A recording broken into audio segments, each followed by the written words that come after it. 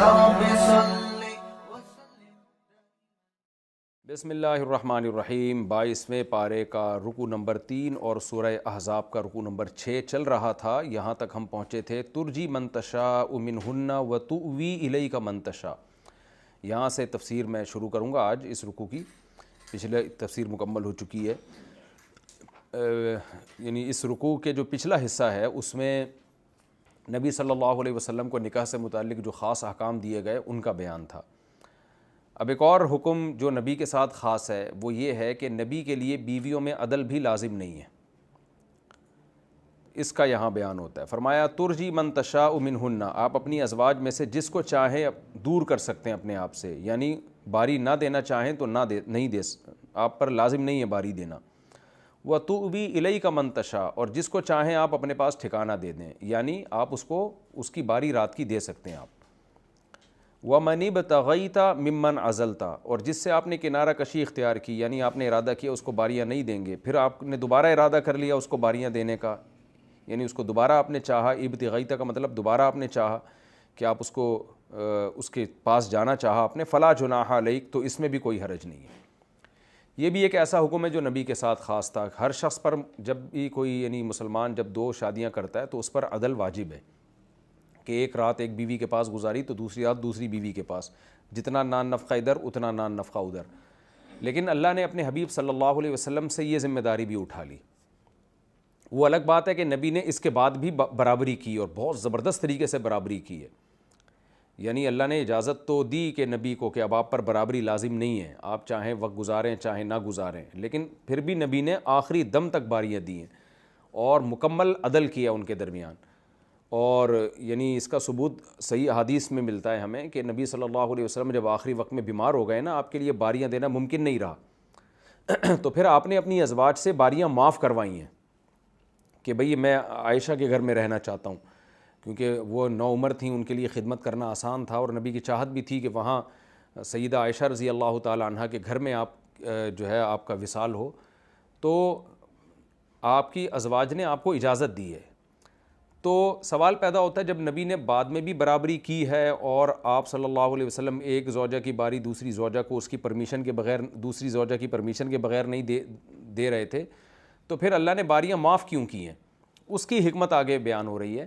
وہ حکمت یہ ہے کہ جب آپ صلی اللہ علیہ وسلم کی ازواج کو یہ پتہ چلے گا کہ نبی پر ہمارے حقوق میں باریاں جو ہے یہ لازم ہیں نہیں، تو پھر بھی آپ جب حقوق دیں گے نا تو وہ شکر ادا کریں گی، اور اگر کہیں چھوٹی موٹی ان کی جو ہے حق تلفی ہو جائے تو اس پہ ان کو ناگوار نہیں ہوگا۔ یعنی اس کی مثال ایسے ہے جیسے باپ اپنے بیٹے کو کھلاتا ہے پلاتا ہے، اور باپ کی شرعی ذمہ داری بھی ہے، لیکن باپ نے تو ویسے ہی کھلانا پلانا ہے اگر باپ پر لازم نہ بھی ہو۔ لیکن ہوگا کیا جب باپ پر لازم نہیں ہوگا نا تو پھر بیٹا باپ سے مطالبہ نہیں کر سکتا، باپ اگر اس کو نہیں دے گا تو بیٹا ناگواری اور ناراضی کا اظہار نہیں کر سکتا۔ تو اللہ تعالیٰ یہ چاہتے تھے کہ رسول اللہ صلی اللہ علیہ وسلم کی طبیعت پہ جو ایک بوجھ رہتا ہے کہ میں نے باریاں دینی ہیں، اور کبھی چھوٹی موٹی کہیں کوتاہی ہو جائے تو امہات المومنین کی طرف سے پھر ظاہر ہے مطالبہ بھی ہوتا تھا، تو آپ صلی اللہ علیہ وسلم پریشانی میں جاتے تھے۔ تو اللہ تعالیٰ نہیں چاہتے کہ نبی صلی اللہ علیہ وسلم کسی بھی قسم کی پریشانی میں ہوں، کیونکہ آپ کو جو ویژن دیا گیا ہے وہ بہت اعلیٰ ویژن ہے، جو آپ کا ہدف ہے دین میں دنیا کی دعوت اور تبلیغ کا کام، پھر جہاد کرنا، پھر منافقین کے طانے ہیں۔ تو آپ صلی اللہ علیہ وسلم کو اللہ ٹینشن سے اور اس جھنجھال سے جو ہے نکالنا چاہتے تھے، تو اور نکالنے کا یہ طریقہ اختیار کیا کہ آپ کریں عدل، برابری کریں، لیکن آپ کے ذمے نہ ہو، تاکہ پھر جو بھی آپ کی بیویوں کے ساتھ آپ سلوک کریں گے نا تو وہ بیویاں اس پہ خوش ہوں گی، آپ کی ازواج اس پہ خوش ہوں گی، دیکھو ہمارے نبی ہمارے شوہر پر لازم تو نہیں لیکن پھر بھی ہمارے ساتھ حسن سلوک کر رہے ہیں۔ تو اس سے ازواج مطہرات کی حق تلفی مقصد نہیں ہے کہ ان کے حقوق ضائع ہوں، بلکہ اس سے نبی صلی اللہ علیہ وسلم پہ کہ ذہن کے بوجھ کو ہلکا کرنا مقصد ہے۔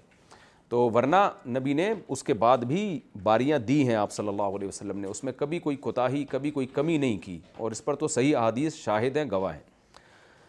تو اب وہ حکمت اللہ بیان کر رہے ہیں کہ ہم نے آپ پر باریوں کو لازم کیوں نہیں قرار دیا، معاف کیوں کیا آپ پر؟ وجہ اس کی ہے کہ ذالک ادنیٰ ان تقر اعینہن، یہ جو ہم نے حکم دیا یہ اس بات کے زیادہ قریب ہے کہ اب ان کی آنکھیں ٹھنڈی رہیں گی۔ ان کو پتہ ہے کہ بھئی اب جو نبی صلی اللہ علیہ وسلم ہمارے ساتھ سلوک کر رہے ہیں تو یہ حسن سلوک آپ پر واجب نہیں ہے، یہ آپ کے اخلاق ہیں، تو وہ بھی خوش رہیں گی۔ اس کی مثال ایسے ہے جیسے آج ایک ہی کی بات ہے کہ ایک شخص آیا جس کی 2 بیویاں ہیں، تو وہ بڑا پریشان تھا، کہنے لگا کہ جب کسی ایک وائف کو میں کوئی گفٹ دیتا ہوں نا تو ظاہر ہے مجھے دوسری کو بھی دینا پڑتا ہے، تو دونوں یہ کہہ رہی ہوتی ہیں کہ تم نے مجھے گفٹ اس لیے دیا کہ تم نے دوسری کو دیا ہے، اصل میں تو دوسری کو دینا چاہتے تھے، تو اس چکر میں مجھے بھی دینا پڑا تمہیں، تو خوشی سے نہیں دے رہے، یہ تو شریعت کا حکم ہے اس لیے دے رہے ہو۔ اور دوسری بھی یہی کہتی ہے کہ اصل میں تم نے پہلی کو دینا تھا، تو چونکہ پہلی کو دینا تھا وہ خوشی سے دے رہے ہو، تو اس چکر میں اب شرعاً تم مجبور ہو، مجھے بھی دینا پڑ گیا اللہ کے خوف سے، تو محبت نہیں ہے، تو تم ذمہ داریاں پوری کر رہے ہو۔ تو یہ ہوتا ہے جب بندے کی 2-3 شادیاں ہوتی ہیں نا، تو آپ کسی بھی وائف کو کوئی گفٹ دیتے ہیں تو وہ کہتی ہے اصل میں تمہیں شوق تھوڑی ہے گفٹ دینے کا، وہ تو اس چکر میں دے دی کہ اس کو بھی دی ہے۔ میرے ساتھ بھی ایسا ہوتا رہا ہے ماضی میں بہت زیادہ، کہ میں نے کسی وائف کو گفٹ دیا تو باقیوں کو بھی دیا، تو سب نے یہی کہا کہ بھئی وہ تو اس کو دیا جا رہا ہے تو اس لیے ہمیں بھی دیا جا رہا ہے، تو یہ نارمل ہے۔ اب وہ آدمی کہاں قسمیں اٹھا کے سمجھاتا رہے کہ بھئی میں نے اس لیے نہیں دیا کہ اس کو دیا ہے تو اس لیے دیا، وہ تو ویسے ہی دینا ہے، سب کو ہی دینے کا ارادہ تھا، تو یہ بڑا مشکل ہو جاتا ہے مینیج کرنا۔ تو یہ وہی سمجھ سکتے ہیں جن کی 2-3 بیویاں ہیں۔ حضرت مولانا اشرف علی تھانوی رحمہ اللہ تعالیٰ نے بھی یہ بات لکھی ہے کہ میں جب دونوں بیویوں کے ساتھ برابری کرتا تھا نا، ان کے ساتھ عدل کرتا تھا، تو میری زوجہ یہی اشکال کرتی تھیں، اصل میں آپ ہمارے ساتھ اس لیے یہ اچھا سلوک کر رہے ہیں کہ آپ اس کے ساتھ کر رہے ہیں نا، تو آپ شریعت سے مجبور ہو کے کر رہے ہیں، تو آپ محبت میں یہ کام نہیں کر رہے، آپ جو ہے یہ تو شریعت سے مجبور ہو کے کر رہے ہیں۔ تو فرماتے میں ان کو یہ جواب دیتا ہوں کہ دیکھیں اگر میں محبت میں کر رہا ہوتا نا تو محبت کبھی بڑھتی ہے کبھی کم ہوتی ہے، محبت ایسی چیز ہے جو ایک جیسی نہیں رہتی، کبھی جذبات انسان پہ بڑھ جاتے ہیں، محبت کے جذبات کبھی کم ہو جاتے ہیں، تو اگر میں محبت کی وجہ سے کروں نا تو پھر میں کبھی زیادہ حقوق دوں گا، کبھی جو دینے کے ہوں گے وہ بھی نہیں دوں گا، اور میں شریعت کی وجہ سے کروں گا تو پراپر کنٹینیو حقوق دیتا رہوں گا، تو شکر ادا کرنا چاہیے کہ میں شریعت کی وجہ سے حقوق دے رہا ہوں۔ تو خلاصہ یہ نکلا کہ جہاں آپ کی 2-3 بیویاں ہوتی ہیں نا تو ان کے حالات وہ نہیں ہوتے جو ایک والی کے ہوتے ہیں، اس میں آپ بعض دفعہ کسی وائف کو آپ دعوت پہ لے کے جا رہے ہیں تو پھر آپ کہتے ہو برابری میں مجھے دوسری کو بھی لے کے جانا ہے، تو دونوں کے ساتھ حسن سلوک کر رہے ہوتے ہو، لیکن دونوں یہ سمجھ رہی ہوتی ہیں کہ اصل میں اس کی وجہ سے اب مجبوراً بیچارے کو میرے ساتھ بھی عدل کرنا پڑ رہا ہے، اور فلاں کو چونکہ اس نے نئے کپڑے بنا کے دیے ہیں تو محبت تو اس کے ساتھ ہے، تو جرمانے کے طور پر اب شریعت کا حکم ہے کہ اس کو بھی بنا کے دو، تو مجبوراً مجھے بنا کے دے رہا ہے، تو یہ بڑا مسئلہ ہو جاتا ہے۔ تو نبی صلی اللہ علیہ وسلم کو اللہ نے ذمہ داری سے ہی ہٹا دیا کہ آپ ان سب کے ساتھ اپنی خوشی سے برابری کریں، تاکہ جس کو جو حق دیں تو وہ یہ سمجھے کہ بھئی نبی پر لازم نہیں ہے لیکن نبی پھر بھی مجھے حق دے رہے ہیں، تو وہ خوش رہیں گی اس سے، ان کے خوش رہنے سے آپ کو ایک ذہنی کوفت سے آپ بچ جائیں گے، تاکہ آپ کے جو بہت بڑا ویژن ہے اللہ نے آپ کے ذمہ لگایا ہے اس میں آپ ریلیکس ہو کر اس کام کو کر سکیں۔ ذالک ادنی ان تقر اعینہن، یہ اس بات کے زیادہ لائق ہے کہ ان کی آنکھیں ٹھنڈی رہیں گی، ولا یحزن، اور کسی بات پہ وہ غمزدہ نہیں ہوں گی، ویرضین بما آتیتہن، اور جو کچھ آپ ان کو دیں گے اس پر وہ خوش رہیں گی، کلہن، سب خوش رہیں گی، کسی کو اشکال نہیں ہوگا۔ کسی کو بھی آپ نے کچھ گفٹ دیا، تحفہ دیا، تو وہ ان کو پتہ ہو، وہ یہ نہیں کہہ سکیں گی کہ اصل میں ان کو دیا ہے تو اس چکر میں مجھے دیا ہے، اس وجہ سے مجھے دیا، نہ کہیں گے بھائی نبی پر مجھے دینا واجب نہیں تھا لیکن پھر بھی مجھے یہ گفٹ دیا جا رہا ہے، نبی پر لازم نہیں تھا کہ اب دیکھیں آج جس کی 2 یا 3 بیویاں، ایک رات ادھر گزارے گا تو دوسری رات دوسری زوجہ کے ساتھ، تو دوسری زوجہ کو خیال ہو سکتا ہے کہ اصل میں مجھ سے اس کو ہو سکتا ہے محبت نہ ہو، یہ تو عدل اس پر شریعت نے واجب کیا ہے اس لیے رات گزار رہا ہے، کہ ادھر بھی واجب تھا تو اب اس چکر میں اس کو میرے پاس بھی رات گزارنی پڑ رہی ہے۔ تو اب نبی کی ازواج یہ اشکال نہیں کر سکتی، بھائی نبی اگر کسی زوجہ کے پاس رات گزار رہے ہیں تو وہ یہ نہیں کہہ سکتی کہ اصل میں چونکہ باری میری تھی اور آپ پر لازم تھا کہ آپ نے میرے ساتھ رات گزارنی ہے، تو اب وہ یہ نہیں کہہ سکیں گی، نہ ان کے دل میں یہ اشکال ہوگا، بلکہ وہ خوش ہوں گی، بھائی نبی پر لازم نہیں تھا ہمارے ساتھ رات گزارنا، اللہ نے آپ پر یہ ذمہ داری دور کر دی، پھر بھی نبی اپنی خوشی سے ہمارے ساتھ رات گزار رہے ہیں، تو اس سے وہ خوش رہیں گی۔ تو یہ حکمت تھی جو اللہ نے بیان کی۔ لیکن خوب سمجھ لیں، بار بار میں اس بات کا تکرار کر رہا ہوں کہ ایسا ہوا نہیں ہے کہ نبی نے بے عدلی کی ہو، آپ صلی اللہ علیہ وسلم اپنی ازواج میں آخر وقت تک عدل کرتے رہے ہیں، لیکن بہرحال یہ بھی ان احکام میں سے ایک حکم ہے جو اللہ نے نبی کے ساتھ خاص کیا۔ آگے اللہ فرماتے ہیں وَاللَّهُ يَعْلَمُ مَا فِي قُلُوبِكُمْ، اللہ تمہارے دلوں کے رازوں کو جانتا ہے، کیونکہ بعض لوگوں کو یہ خیال آیا تھا بھائی نبی کو اللہ نے اتنی زیادہ شادیوں کی بھی اجازت دے دی، عدل کی شرط بھی دور کر دی، تو بھائی ہمیں بھی عدل کی، ہم پر کیوں پابندیاں لگ گئی ہیں، 4 سے زیادہ نہ کریں اور دونوں بیویوں میں برابری کریں۔ نبی نے فرمایا کہ جس کی 2 بیویاں تھیں برابری نہ کی، قیامت کے دن اس حال میں اللہ کے سامنے آئے گا کہ آدھا دھڑ اس کا فالج زدہ ہوگا، گرا ہوا ہوگا آدھا دھڑ اس کا۔ تو کسی کے ذہن میں یہ خیال آ سکتا ہے، تو اللہ نے فرمایا اللہ تمہارے دلوں کے حالات کو جانتا ہے، یہ مت سوچو، اللہ کے حکام پہ دل و جان سے راضی رہو۔ وَكَانَ اللَّهُ عَلِيمًا حَلِيمًا، اللہ خوب جانتا ہے اور حلم والا ہے۔ تم اگر برا سوچو گے، حسد کرو گے پیغمبر صلی اللہ علیہ وسلم سے معاذ اللہ، اور یا سوچو گے کہ اللہ نے گویا معاذ اللہ ناانصافی کی ہے، تو اللہ کو تمہارے دلوں کے حالات جانتا ہے۔ اور حلیم کا مطلب فوراً سزا نہیں دے رہا کیونکہ بردبار ہے، لیکن آخرت میں سزا ملے گی۔ تو جو حکم اللہ نے دیا ہے اس پہ خوش رہو، راضی رہو۔ آگے اللہ فرماتے ہیں لا یحل لک النساء من بعد، اے نبی آپ کے لیے اس کے بعد عورتیں حلال نہیں ہیں۔ ولا ان تبدل بہن من ازواج، اور نہ آپ کے لیے یہ جائز ہے کہ ان ازواج میں سے کسی کو طلاق دے کر اس کے بدلے میں دوسری کسی اور سے شادی کر لیں۔ اس آیت کی دو تفسیریں کی گئی ہیں۔ ایک تفسیر تو وہ ہے جو میں نے ترجمے میں بیان کی، وہ میں دوبارہ ریپیٹ کر دیتا ہوں۔ وہ تفسیر یہ ہے کہ جو عورتیں آپ کے نکاح میں آ چکی ہیں، اب آپ کے لیے ان کو طلاق دینا بھی یعنی ان کے علاوہ کسی سے نکاح کرنا بھی حلال نہیں ہے، اور یہ بھی حلال نہیں ہے کہ ان کی جگہ کسی دوسری کو لے آئیں۔ ایک تفسیر تو یہ کی گئی ہے اس کی۔ تو اس تفسیر کا حاصل یہ ہے کہ جب نبی نے اپنی ازواج کو اختیار دیا کہ تم چاہو تو اس غربت پہ گزارا کرو، چاہو تو طلاق لے کے کسی مالدار سے نکاح کر لو، تو نبی کی ازواج نے نبی صلی اللہ علیہ وسلم کے ساتھ اسی غربت پہ رہنا گوارا کر لیا۔ تو اس کے انعام میں اللہ نے اپنے یعنی جو امہات المومنین تھی ان کو یہ انعام دیا کہ بھئی اب نبی کے لیے آپ پر مزید سوکن لانا بھی جائز نہیں ہے، اور یہ بھی جائز نہیں ہے کہ آپ میں سے جو ہے وہ ریپلیس کر دیں، یعنی کسی کو طلاق دے کر اس کے بدلے میں دوسری شادی کر لیں، تو یہ بھی نبی کے لیے حلال نہیں ہے۔ تو ایک تفسیر یہ کی گئی ہے، یعنی امہات المومنین کو کہ انعام کے طور پر اللہ نے آپ صلی اللہ علیہ وسلم کو پابند کر دیا کہ اب یہ بیویاں چونکہ آپ کی وفادار ہیں، انہوں نے اس غربت میں آپ کے ساتھ رہنے گوارا کیا اور اتنے سخت احکام کو بھی دل و جان سے قبول کیا صرف نبی کی زوجیت میں رہنے کی وجہ سے، تو اب اللہ ان کو بھی کچھ انعام دینا چاہ رہا ہے۔ وہ انعام یہ ہے کہ اب ان پر سوکن لانے کی بھی آپ کو اجازت نہیں ہے، اور یہ بھی اجازت نہیں ہے کہ ان 9 میں سے کسی ایک کو طلاق دے کر اس کے بدلے میں دوسری شادی کر لیں آپ، یہ بھی اجازت نہیں ہے۔ ایک حکم، ایک مطلب تو اس تفسیر کا یہ ہے۔ اگر ہم یہ تفسیر، یہ بھی مضبوط تفسیر ہے، تو یہ تفسیر اگر ہم لیتے ہیں تو خوب سمجھ لیں اس پر اجماع ہے کہ یہ حکم اللہ نے دیا تھا، مگر اللہ نے اس حکم کو منسوخ کیا ہے۔ اور صحیح بخاری کی حدیث سے یہ بات ثابت ہے کہ آپ صلی اللہ علیہ وسلم کو دنیا میں رخصت ہونے سے پہلے اللہ نے اپنے حبیب صلی اللہ علیہ وسلم کو اجازت دے دی تھی کہ آپ مزید نکاح بھی کر سکتے ہیں، یہ اجازت اللہ کی طرف سے مل گئی تھی۔ اب سوال پیدا ہوتا ہے جب اللہ نے بعد میں اجازت دینی ہی تھی تو پھر شروع میں پابندی کیوں لگائی؟ تو اس میں وہی حکمت تھی کہ اصل میں تو اللہ یہی چاہتے تھے کہ آپ ان پر مزید سوکن نہ لے کر آئیں، ان کو انعام دیا گیا ہے، لیکن اللہ نے پابندی اٹھا اس لیے لی کہ شاید اللہ کے علم میں یہ بات تھی کہ جب پابندی اٹھا لی جائے گی اور نبی پھر بھی نہیں کریں گے تو آپ کی ازواج اس سے اور زیادہ خوش ہوں گی۔ یعنی ایسا ہوا نہیں ہے کہ نبی نے پھر 9 بیویوں پہ مزید نکاح کیے ہوں، تو یعنی عملی طور پر تو نبی نے یہی کیا کہ ان ازواج کو نہ طلاق دے کر ان کے آلٹرنیٹ شادی کی، اور نہ ان پر نبی نے کسی سوکن کو لے کر آئے۔ تو کیا ہوا کہ جب اللہ نے پابندی اٹھائی ہے تو اس سے اور زیادہ امہات المومنین کو اطمینان ہو گیا کہ بھئی اب یہ اللہ کے حکم کی وجہ سے نہیں، اب نبی خود ہی نہیں ہم پہ کسی کو سوکن کے طور پر لے کر آ رہے۔ یہ ایک تفسیر کی گئی ہے۔ ایک اور تفسیر اس کی گئی ہے جو اور زیادہ مضبوط تفسیر ہے اور وہ زیادہ مستند تفسیر ہے۔ حضرت مولانا اشرف علی تھانوی رحمہ اللہ جو بہت بڑے مفسر اور بہت بڑے محقق گزرے ہیں، انہوں نے اس دوسری تفسیر کو ترجیح دی ہے۔ وہ تفسیر یہ ہے کہ یہاں مراد نبی کی بیویاں نہیں ہیں، بلکہ اس آیت کا مطلب یہ ہے، اور عبداللہ بن عباس سے یہ تفسیر ثابت بھی ہے جو میں ابھی بیان کر رہا ہوں آپ کے سامنے، وہ یہ ہے کہ اے نبی آپ کے لیے یہ جو عورتیں جن کا پیچھے بیان ہوا ہے ان کے علاوہ عورتیں حلال نہیں ہیں۔ تو وہ کن عورتوں کا بیان ہوا کہ آپ کے لیے پہلی بات تو یہ کہ صرف مسلمان عورتیں حلال ہیں، کتابیہ سے آپ نکاح نہیں کر سکتے۔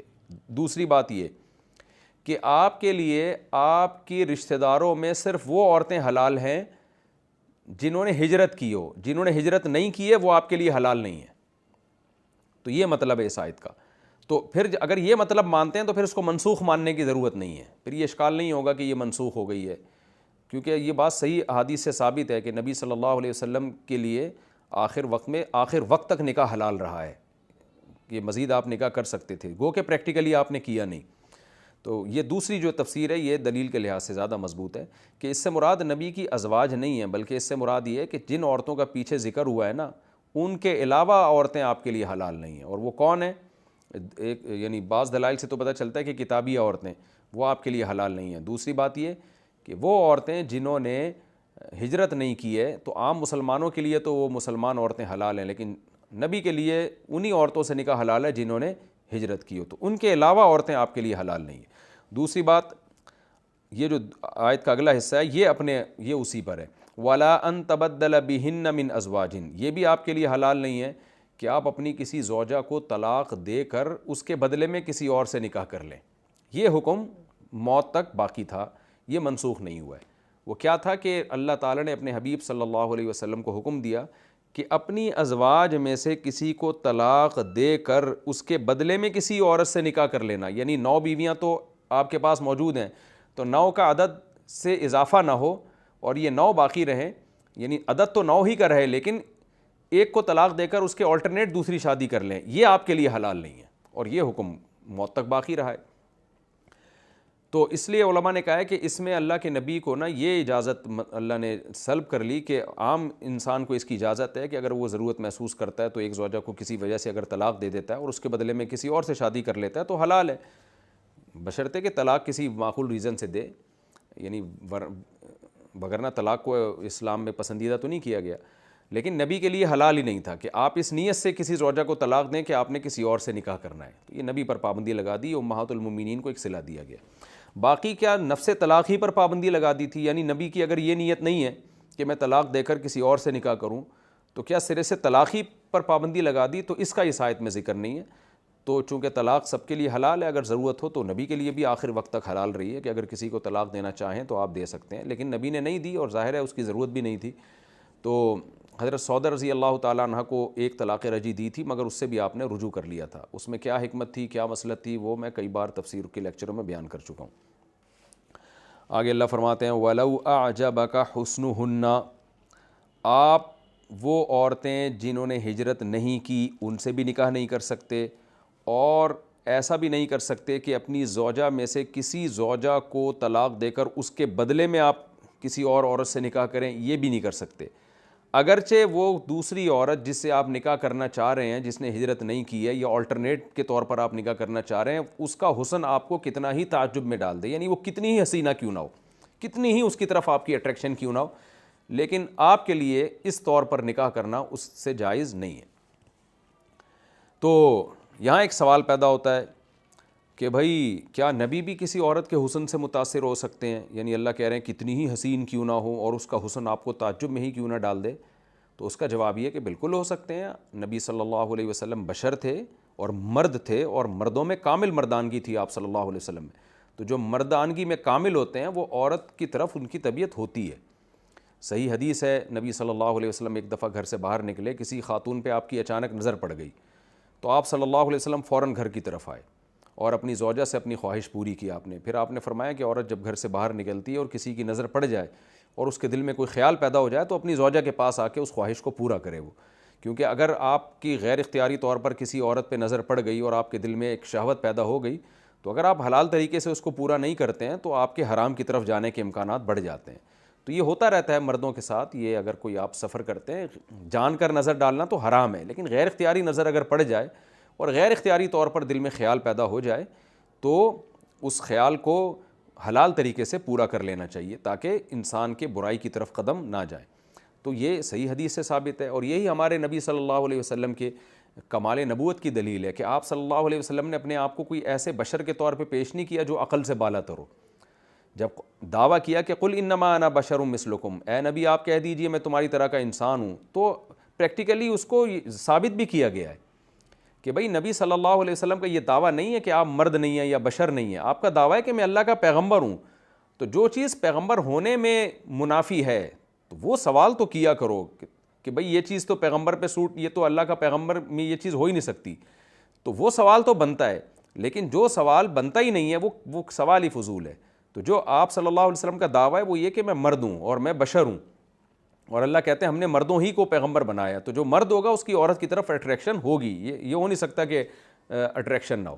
تو اس لیے اللہ نے فرمایا کہ کسی عورت کا حسن آپ کو کتنا ہی تعجب میں ڈال دے تو اس کے کتنی ہی اٹریکشن ہو اس کے حسن کی وجہ سے آپ کی اس کی طرف، پھر بھی آپ اس سے نکاح نہیں کر سکتے اس طور پر جب تک یہ شرطیں اس میں نہ پائی جائیں۔ ہاں یہ بات البتہ ضرور ہے کہ حسن کی وجہ سے بھی کسی کی طرف اٹریکشن ہوتی ہے، اور اس کی اخلاق و عادات اور خاندان کی وجہ سے بھی ہوتی ہے۔ تو پیغمبر کے ہاں پیغمبر کا مزاج اللہ نے ایسا بنایا ہے کہ جب حسن اور اخلاق کا ٹکراؤ ہو جائے تو انبیاء پھر اخلاق کو ترجیح دیتے ہیں۔ دیکھیں نبی صلی اللہ علیہ وسلم کی ازواج میں حضرت صفیہ رضی اللہ تعالیٰ عنہ بہت زیادہ خوبصورت تھیں، اور حضرت زینب بھی بہت خوبصورت تھیں، لیکن آپ صلی اللہ علیہ وسلم کو سب سے زیادہ محبت حضرت عائشہ اور حضرت خدیجہ سے تھی۔ کیوں؟ حضرت عائشہ کی بے پناہ ذہانت اور ان کے خاندان کیا تھا؟ آپ کے محبوب حضرت ابو بکر کی بیٹی تھی وہ، تو اسی وجہ سے نبی صلی اللہ علیہ وسلم سے پوچھا گیا نا آپ کو سب سے زیادہ محبوب کون ہے؟ تو پوچھنے والے کا مقصد تو یہ تھا کہ مردوں میں، لیکن آپ نے فرمایا میری زوجہ عائشہ۔ تو پوچھنے والے نے پوچھا کہ یا رسول اللہ مردوں میں کون ہے؟ آپ نے فرمایا ابوہا، عائشہ کے والد۔ تو حضرت ابو بکر سے بے پناہ محبت تھی، جن کی وجہ سے آپ کو امی عائشہ سے بھی بہت زیادہ محبت تھی، حالانکہ خوبصورتی میں حضرت صفیہ اور حضرت زینب وہ زیادہ تھیں۔ اور حضرت عائشہ سے بھی زیادہ محبت کس سے تھی اگر دعویٰ کیا جائے؟ اس میں اختلاف ہے کہ سب سے زیادہ حضرت عائشہ سے تھی یا حضرت خدیجہ سے۔ تو بہت سے علماء حضرت خدیجہ کی طرف گئے تو وہ بھی کوئی بہت زیادہ خوبصورت نہیں تھیں، بلکہ 2 دفعہ بیوہ ہو چکی تھیں وہ، لیکن کیوں محبت تھی؟ ان کی اخلاق اور ان کے اخلاق اور عادات کی وجہ سے۔ تو حسن سے متاثر ہونا برا نہیں ہے، لیکن حسن کو تمام صفات پہ ترجیح دینا بری چیز ہے۔ تو خاندانی لوگ جو عزت دار لوگ ہوتے ہیں وہ حسن پر اخلاق کو ترجیح دیتے ہیں۔ تبھی نبی صلی اللہ علیہ وسلم نے فرمایا تنکح المرأۃ لاربع، عورت کا 4 وجہ سے نکاح، عورت سے کسی بھی عورت سے جب ہم نکاح کرتے ہیں تو 4 وجوہات میں سے ایک وجہ ہوتی ہے، لحسنہا ولمالہا ولدینہا ولنسبہا، یا تو اس کی دولت دیکھی جاتی ہے، یا اس کی خوبصورتی دیکھی جاتی ہے، یا اس کا خاندان دیکھا جاتا ہے، یا اس کا منصب کے عہدہ کیا ہے وہ دیکھا جاتا ہے۔ آپ نے فرمایا فاظفر بذات الدین، ان تمام چیزوں میں دین کو ترجیح دو، سب سے پہلے دین دیکھو۔ تو ہمارے نبی صلی اللہ علیہ وسلم بھی جہاں حسن اور اخلاق کا ٹکراؤ ہوتا تھا تو وہاں آپ صلی اللہ علیہ وسلم نے اخلاق کو ترجیح دی ہے، اور اس کی مثال آپ کی سیرت سے ملتی ہے کہ سب سے زیادہ محبت آپ نے حضرت خدیجہ سے اور حضرت عائشہ رضی اللہ تعالی عنہا سے کی ہے، ان کی اخلاق، ان کی عادات اور ان کے خاندان کی وجہ سے۔ تو لیکن اس آیت سے ہمیں بہرحال یہ پتہ چلتا ہے کہ جو بھی مرد ہوگا وہ حسن سے متاثر ہوگا، اور حسن کی وجہ سے بھی بعض دفعہ نکاح کیا جاتا ہے، تو اس میں کوئی خرابی، شرعی خرابی ہے نہیں، کیونکہ اسلام دین فطرت ہے، وہ کوئی ایسی بات نہیں کرتا تو فطرت کے اگینسٹ ہو۔ تو آگے اللہ فرماتے ہیں الا ما ملکت یمینک، ہاں باندیاں جتنی چاہیں رکھ سکتے ہیں، ان میں اللہ نے آسانیاں رکھی ہیں، جیسے عام مسلمان باندیاں رکھ سکتے ہیں، یہ بیویوں کے بارے میں احکام ہے۔ وَكَانَ اللَّهُ عَلَىٰ كُلِّ شَيْءٍ رَقِيبًا، اور اللہ ہر چیز پر نگہبان ہے، کیونکہ نگہبان کا مطلب یہ ہے کہ اللہ تعالیٰ ہر شخص کی خبرگیری کر رہا ہے کہ کون اس کے احکام کو فالو کرتا ہے اور کون اس کے احکام کو فالو نہیں کرتا۔ ایک جنرلی اللہ نے ایک اصول اور ضابطہ بیان کیا۔ یہ رکوع بھی ہمارا الحمدللہ کمپلیٹ ہو گیا، یہ بھی بہت اہم رکوع تھا، اس میں بہت سارے فقہی شرعی احکام ہمیں پتہ چلے۔ اچھا یہاں کزن میرج کی بحث بھی چھیڑی جاتی ہے کہ اللہ تعالیٰ نے 4 عورتوں سے نکاح، الگ سے اس کو ہائی لائٹ کیا ہے، وبناتی امی کا، وبناتی اماتک، وبناتی خالک، وبناتی خالاتک، اے نبی آپ کی پھوپھی کی بیٹیاں، خالہ کی بیٹیاں، ماموں اور تایا کی یہ جو ہے وہ یعنی پھوپھی چچا کی بیٹیاں، پھوپھی کی بیٹیاں، ماموں کی بیٹیاں اور خالہ کی بیٹیاں آپ کے لیے حلال ہیں۔ تو آج کل کزن میرج پر بہت ایشو کھڑے کیے جا رہے ہیں کہ اسلام نے اس کو حلال قرار دیا، اور بعض لحاظ سے ترغیب بھی ہے، ترغیب اس سینس میں کہ اس سے رشتہ داری مضبوط ہوتی ہے، اور اس کو اللہ نے الگ سے بیان کیا۔ الگ سے کوئی مستقل ترغیب نہیں ہے اس کی، خوب سمجھ لیں کزن میرج کی، کہ شریعت میں حکم دیا گیا ہو کہ جو کزن سے شادی کرے گا اس کو اتنا ثواب ملے گا، لیکن جو شریعت کا مزاج ہے اس کے لحاظ سے اس کی ترغیب بنتی ہے کہ اس میں رشتہ داری زیادہ مضبوط ہوتی ہے، اور رشتہ داری جوڑنا اسلام چاہتا ہے۔ اور دوسرا کزن میرج میں طلاق کا چانس کم ہوتا ہے، اجنبیوں میں آپ شادی کریں گے طلاق کا چانس زیادہ ہوتا ہے، جب کزنوں میں کریں گے تو چونکہ ان کو بچپن سے دیکھا بھالا ہوتا ہے، دیکھا بھالا ہوتا ہے تو اس میں طلاق کا ریشو کم ہوتا ہے، تو ظاہر اسلام اس چیز کو اپریشیٹ کرے گا نا جس میں طلاق کا ریشو کم ہو۔ اور ایک اہم بات یہ بھی ہے کہ اگر کزن میرج کو آپ حوصلہ شکنی کرتے ہیں تو لڑکیوں کے لیے بڑی مشکلات کھڑی ہو جاتی ہیں، کیونکہ لڑکیوں کے والدین نے اپنے بھتیجے بانجوں کو جو بچپن سے دیکھا ہوتا ہے، اجنبی جگہ شادی کرنے میں وہ ڈر رہے ہوتے ہیں بہت زیادہ، تو اس لیے اسلام میں کزن میرج بالکل حلال ہے، جائز ہے۔ یہاں ایک جو میڈیکلی ایک اشکال ہوتا ہے، آج کل بھی ایک ایتھیسٹ نے اس اشکال کو بہت ہوا دے کے اٹھایا ہوا ہے کہ کزن میرج سے شادی میں جو میڈیکلی نقصانات ہوتے ہیں اور تو اسلام نے ایک ایسی چیز کو کیوں حلال قرار دیا جس میں اتنے سارے نقصانات کا خطرہ ہے. تو وہ خوب سمجھ لیں. میں تھوڑا مختصر اس پہ بھی بات کرتا ہوں کہ میں نے میڈیکلی بھی ڈاکٹروں سے اس کو سمجھنے کی کوشش کی ہے. دیکھیں کزن میرج میں جو نقصان کا خطرہ ہے نا, وہ نقصان کیا ہے؟ نقصان یہ ہو سکتا ہے جو کوئی بھی شخص ہے نا, اس کے جب اولاد در اولاد میں, یعنی اس شخص میں اگر کوئی اس کے کروموسوم میں یا اس کے جین میں کوئی خرابی ہے تو وہ خرابی اس کے بیٹوں میں بیٹیوں میں جائے گی, پھر جب ان کے بیٹوں کے آگے اولاد ہوگی تو ان میں بھی ٹرانسفر ہوگی. یعنی اس کا امکان زیادہ ہوتا ہے بنسبت اجنبیوں کے. تو اس خرابی میں یہ ہوتا ہے کہ اگر وہ یعنی 2-3 پشتوں کے بعد یہ خرابی چل کے جاتی ہے, تو اگر وہ کزنوں میں دونوں میں یہ خرابی ہوئی تو پھر یعنی دونوں میں اگر کروموسوم یا ان کے جینز میں یہ خرابی ہوئی ہے تو پھر اس بات کا امکان ہوتا ہے کہ یہ بیماری یعنی اس سے ان کی اولاد میں 25% چانس ہوتا ہے افیکٹڈ ہونے کا. یعنی کہ یہ جو ان کے اندر یہ بیماری ہے جو کہ ان یعنی ماں باپ میں تو وہ ظاہر نہیں ہوئی لیکن آگے ان کی اولاد میں ظاہر ہونے کا امکان ہوتا ہے. یہ حقیقت ہے جو ایک سائنسی لحاظ سے پروو ہو چکی ہے. تو اب اس میں یہ جو ایتھیسٹ لوگ ہیں نا, یہ کہتے ہیں کہ جی 25% چانس ہوتا ہے اولاد کے بیمار ہونے کا. تو آپ 25% چانس کیوں لے رہے ہو؟ تو خوب سمجھ لیں, اگر ماں باپ دونوں افیکٹڈ ہوں گے نا تو 25% چانس ہوتا ہے کہ ان کے بچوں میں یہ بیماری آئے, لیکن دونوں کے افیکٹڈ ہونے کا 25% چانس نہیں ہے. ان میں بہت کم چانس ہوتا ہے کہ دونوں افیکٹڈ ہوں. یہی وجہ ہے کہ مشاہدہ یہ ہے کہ کزنوں میں دھڑا دھڑ مسلمانوں میں شادیاں ہو رہی ہیں, لیکن ایسا نہیں ہے کہ 25% بچے لنگڑے لولے پیدا ہو رہے ہیں یا معذور پیدا ہو رہے ہیں. بہت کم ریشو ہے معذور پیدا ہونے والوں کا. لیکن پھر بھی بہرحال اس کا امکان ہوتا ہے کہ اگر ماں باپ دونوں افیکٹڈ ہوں تو 25% چانس ہوتا ہے کہ بچے میں گڑبڑ ہو. سوال پیدا ہوتا ہے اگر دونوں افیکٹڈ ہوں, اگرچہ دونوں کے افیکٹڈ ہونے کا چانس بہت کم ہے, لیکن اگر ہوں تو پھر اولاد میں گڑبڑ ہونے کا امکان تو آ گیا نا. تو پھر اسلام نے اس کی اجازت کیوں دی؟ تو خوب سمجھ لیں کہ آٹوسومل ڈس آرڈر ایک ایسی بیماری ہے جس میں آپ نے دیکھا ہوگا کچھ بچے ایسے ہوتے ہیں جو مسکراتے سے چہرے ہوتے ہیں ان کے, اور ان کی مینٹلی گروتھ نہیں ہوتی. اس میں اگر ماں باپ میں سے کوئی ایک بھی افیکٹڈ ہونا تو اس بات کا 50% چانس ہوتا ہے کہ بچے میں یہ معذوری آئے, اور یہ 50% چانس ان عورتوں میں ہوتا ہے جن کی 35 سال کے بعد شادی ہو. تو اس سے صاف پتہ چلتا ہے کہ اگر کسی لڑکی کی 35 سال کے بعد شادی ہو رہی ہے یا 35 سال کے بعد اس کے بچہ پیدا ہو رہا, اور یہ فیکٹ ہے, یہ حقیقت ہے, یعنی جن ڈاکٹروں سے میرا رابطہ ہوا انہوں نے بتایا تحقیق سے ثابت ہو چکا ہے کہ اگر عورت کی عمر 35 سال سے زیادہ ہے اور ماں باپ افیکٹڈ ہوں تو 50% چانس ہے کہ بچے میں معذوری آئے گی. تو اگر آپ کزن میرج کو اس بیس پہ آپ اس کی حوصلہ شکنی کرتے ہیں کہ اس میں بچوں کے بیمار ہونے کا 25% چانس ہے, تو آٹوسومل ڈس آرڈر جو ہے اس میں تو 50% چانس ہے بچوں کے بیمار ہونے کا. تو آپ جتنی کزن میرج کے خلاف تحریک چلا رہے ہیں اتنی ہی تحریک پھر آپ یہ بھی چلائیں کہ 35 سال کے بعد عورت شادی نہ کرے. تو جہاں میڈیکلی یہ ثابت ہو چکا ہے تو وہاں میڈیکلی عورت کا دیر سے شادی کرنے کے نقصانات بھی ثابت ہو چکے ہیں.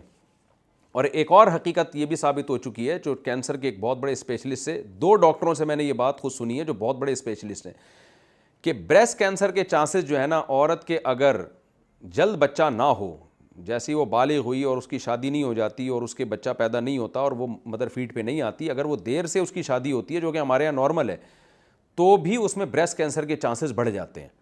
تو اس سے یہ بھی ہونا چاہیے کہ پھر آپ جو ہے کزن میرج کی حوصلہ شکنی کے ساتھ ساتھ پھر آپ دیر سے شادیوں کی بھی حوصلہ شکنی کریں. تو یہ کیا بات ہے کہ آپ ان کی تو حوصلہ شکنی نہیں کر رہے, ان کی حوصلہ شکنی کر رہے ہیں, تو اس کا مطلب آپ کو میڈیکلی مسئلہ نہیں ہے, آپ کو کوئی اسلام سے مسئلہ ہے. تو اسلام نے ایک جنرلی ایک حکم دیا ہے کہ بھائی کزن میں بھی شادی ہو سکتی ہے, 35 سال کے بعد لڑکی کی شادی بھی ہو سکتی ہے, اور کیونکہ امکانات وہاں ہیں تو یہاں بھی ہیں امکانات. تو اس لیے اب خاندانی نظام تو نہیں تباہ کرنا نا اسلام نے.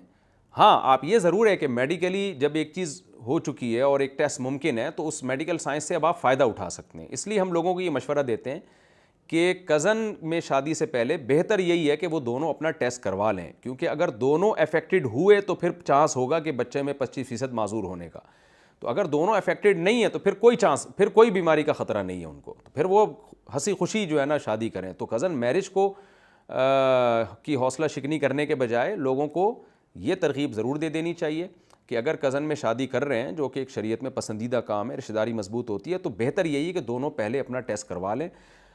اگر ٹیسٹ میں دونوں افیکٹڈ ہیں تو پھر کیا کریں, شادی نہ کریں؟ نہ نہ نہ, ڈاکٹرز کا کہنا یہ ہے کہ پھر بھی وہ شادی کریں, کیونکہ یقین نہیں ہے کہ بچہ معذور ہوگا. ہاں وہ احتیاط ضرور کر لیں کہ اگر دونوں افیکٹڈ ہیں تو حمل کے ابتدائی دنوں میں وہ ٹیسٹ کروا لیں کہ یہ بیماری بچے میں ٹرانسفر ہوئی ہے کہ نہیں ہوئی ہے. حمل کے ابتدائی دنوں میں پتہ چل جاتا ہے.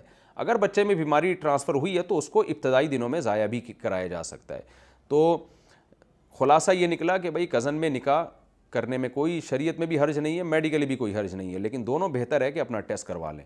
دونوں افیکٹڈ ہیں تو بھی رشتہ توڑنے کی ضرورت نہیں ہے, بلکہ پریگنینسی میں وہ ٹیسٹ کروا لیں, اور ٹیسٹ سے اگر پتہ چل جاتا ہے کہ بچے میں کوئی معذوری ہے تو شریعت میں ابتدائی دنوں میں اس کسی عذر سے بچے کا حمل گرانا جائز ہے, اس میں کوئی حرج نہیں ہے. خلاصہ میں بیان کر دیتا ہوں کہ جو بھی کہتے ہیں نا کزن میرج نہیں کرنی چاہیے, اس میں بیماری کا خطرہ ہے, تو بس آپ ان کو یہ کہہ دیا کریں کہ 35 سال کے بعد اگر عورت شادی کرتی ہے تو اس میں بھی بچے کی معذوری کا خطرہ ہے. وہ خاص قسم کی بیماری نا جو چھوٹے بچے ہوتے ہیں مسکراتے ہوئے چہرے سے ہوتے ہیں ان کے, تو پھر 35 سال کے بعد شادی کو بھی کی حوصلہ شکنی کرنی چاہیے. اسی طرح اگر خاتون کے دیر سے بچہ پیدا ہوتا ہے, عمر ان کی زیادہ ہو جاتی ہے, اور تو بھی یہ چیز بریسٹ کینسر کا ذریعہ بن سکتی ہے, تو لہذا جس خاتون کی عمر 30-35 سال سے زیادہ ہو گئی ہے اس کی شادی کی حوصلہ شکنی کرنی چاہیے. تو ظاہر ہے جب وہاں حوصلہ شکنی نہیں کرتے بلکہ بیماری کے علاج کی کوشش کرتے ہیں یا پیشگی بیماری سے بچنے کی کوشش کرتے ہیں, تو پھر یہاں بھی ایسا ہی ہے.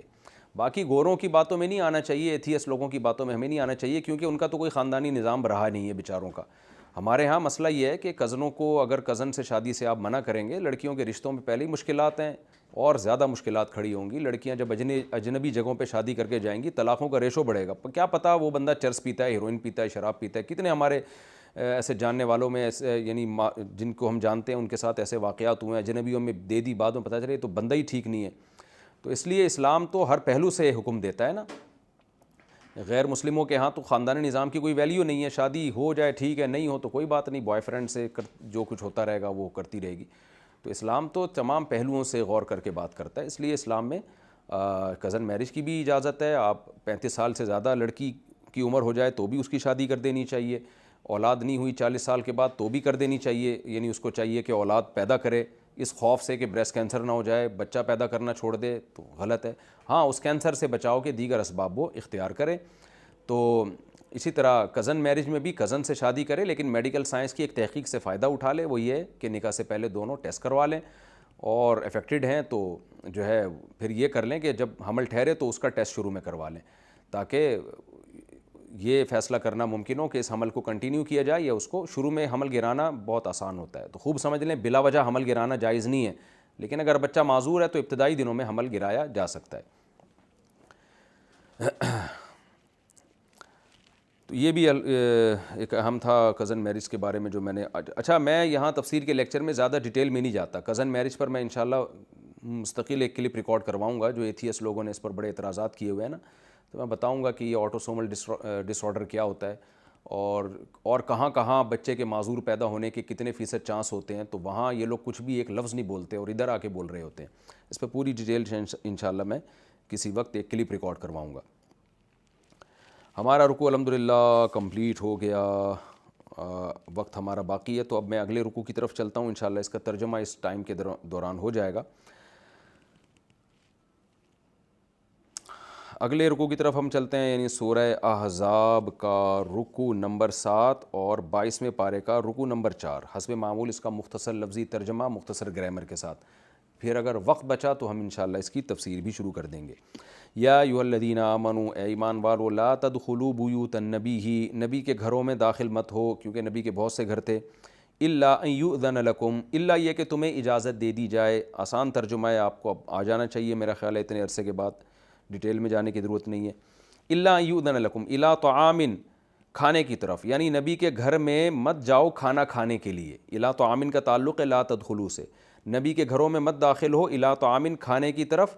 بیچ میں لفظ لے آئے اللہ تعالیٰ الا ان یؤذن لکم, الا یہ کہ تمہیں اجازت دے دی جائے.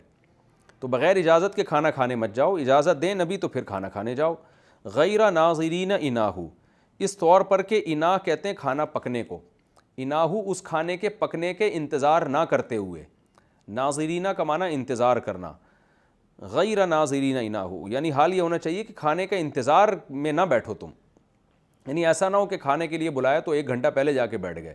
تو اس طرح اگر اجازت بھی ہو تو نہ جاؤ، یعنی نبی نے اجازت دے دی کہ کھانا کھانے آ سکتے ہو، تو جو ٹائم تھا اس سے 1 گھنٹہ پہلے ہی آگے بیٹھ گئے، یہ کام نہ کرو.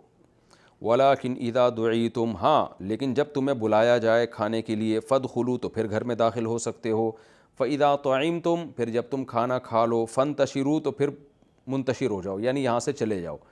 وَلَا مُسْتَأْنِسِينَ لِحَدِيث، اس کا تعلق ہے غیر ناظرین اناہو سے، کہ اس حال میں مت داخل ہو کہ کھانے کے انتظار میں بیٹھے رہو. ولا مستأنسین لحدیث، اور نہ ہی اس حال میں جاؤ کہ وہاں بات چیت کے لیے ایک دوسرے میں مشغول رہو. استئناس کا معنی ہوتا ہے انسیت سے نکلا ہے نا، انسیت. ہم جب گپ شپ لگاتے ہیں تو انسیت کے لیے نا، ٹائم گزارنے کے لیے، اچھا ٹائم گزر جائے تو گپ شپ لگاتے ہیں.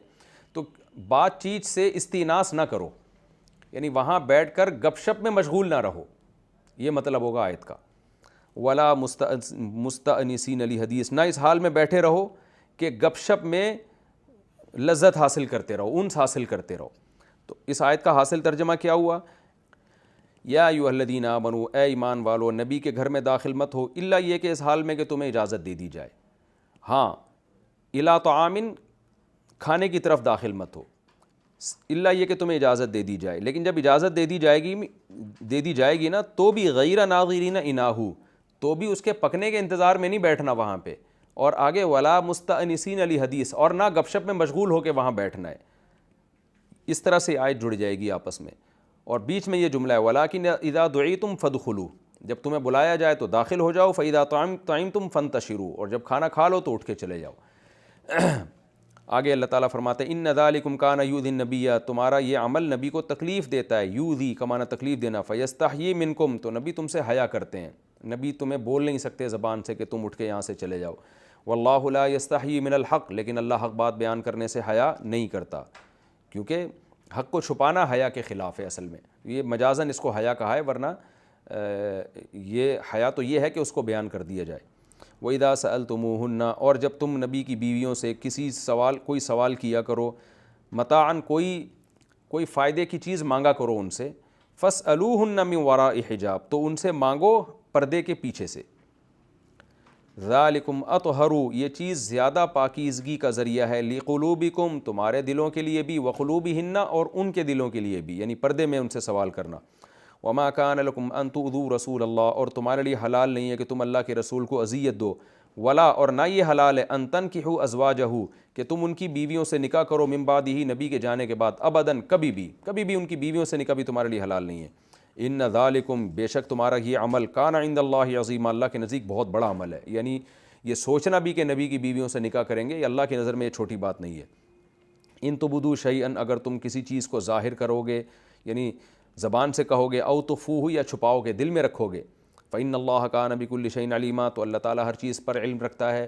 لا جناح علیہن، نبی کی بیویوں پر کوئی گناہ نہیں ہے. فی آبائہن، اپنے باپوں کے بارے میں، یعنی ان سے بغیر پردے کے بھی ان کے پاس آ سکتی ہیں وہ. حجاب کا حکم ان کے علاوہ کے بارے میں.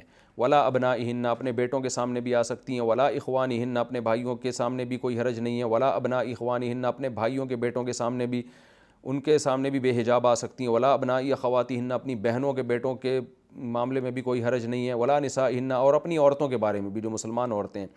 ولا ما ملکت ایمانہن، اور ان کے سامنے بھی بے حجاب ہو کے آ سکتی ہیں جن کے ان کے دائیں ہاتھ مالک ہیں، یعنی غلاموں یا باندیوں کے بارے میں. اس کی تفسیر میں اختلاف ہے، میں جب تفسیر کروں گا تو بتاؤں گا انشاءاللہ. واتقین اللہ، اور تم سب اللہ سے ڈرو. ان اللہ کان علی کل شیء شہیدا، بے شک اللہ تعالیٰ ہر چیز پر گواہ ہے. ان اللہ و ملائکتہ یصلون علی النبی، بے شک اللہ تعالیٰ اس کے فرشتے نبی پر رحمت بھیجتے ہیں. یعنی اللہ تو رحمت بھیجتے ہیں اور نبی فرشتے رحمت بھیجنے کی دعا کرتے ہیں. یا ایھا الذین آمنوا، اے لوگو جو ایمان لائے ہو، صلو علیہ، تم بھی نبی پر درود بھیجا کرو. وسلموا، اور سلامتی بھیجا کرو. تسلیما، خوب سلامتی بھیجنا. ان الذین یؤذون اللہ، بے شک وہ لوگ جو اللہ کو تکلیف دیتے ہیں. اللہ کو تکلیف دینے کا مطلب اللہ کے حکم کی نافرمانی کرتے ہیں، اس کو مجازاً تکلیف سے تعبیر کیا ہے، ورنہ اللہ کو تکلیف کوئی نہیں دے سکتا. ورسولہ، اور اس کے رسول کو تکلیف دیتے ہیں. لعنہم اللہ فی الدنیا والآخرہ، اللہ ان پر لعنت کرتا ہے دنیا میں بھی اور آخرت میں بھی. وَأَعَدَّ لَهُمْ عَذَابًا مُهِينًا، اور ان کے لیے ذلت والا عذاب تیار کیا ہے. وَالَّذِينَ يُؤْذُونَ الْمُؤْمِنِينَ وَالْمُؤْمِنَاتِ، اور وہ لوگ جو مومنین اور مومنات کو اذیت دیتے ہیں، بغیر مکتسبوا، بغیر اس کے کہ جو انہوں نے کمایا، یعنی کوئی عمل انہوں نے کیا نہیں ہے اور ان کی طرف منسوب کر کے ان کو تکلیف دیتے ہیں. فَقَدِ احْتَمَلُوا، تو تحقیق انہوں نے اٹھا لیا ہے، بہتاناً، ایک بہتان اٹھا لیا، وَإِثْمًا مُبِينًا، اور کھلا ہوا گناہ اٹھا لیا. یعنی مومن مرد یا عورت نے کوئی جرم کیا نہیں ہے تو بغیر مکتسبوا، بجائے اس کے کہ انہوں نے کچھ کمایا ہو، تو اس کے بغیر بھی ان کی طرف نسبت کر کے ان کو تکلیف دیتے ہیں، تو انہوں نے بہتان لگایا اور بہت بڑا گناہ کا بوجھ اٹھایا انہوں نے اپنے اوپر. یہ ہو گیا لفظی ترجمہ. انشاءاللہ اگلے ایپیسوڈ میں سورہ احزاب کا رکوع نمبر 7 اور 22ویں پارے کا رکوع نمبر 4، اس کی تفسیر انشاءاللہ میں شروع کروں گا. یا ایھا الذین آمنوا لا تدخلوا بیوت النبی، یہاں سے انشاءاللہ اس کی تفسیر ہوگی. ترجمہ الحمدللہ ہو چکا ہے. وما علینا الا البلاغ.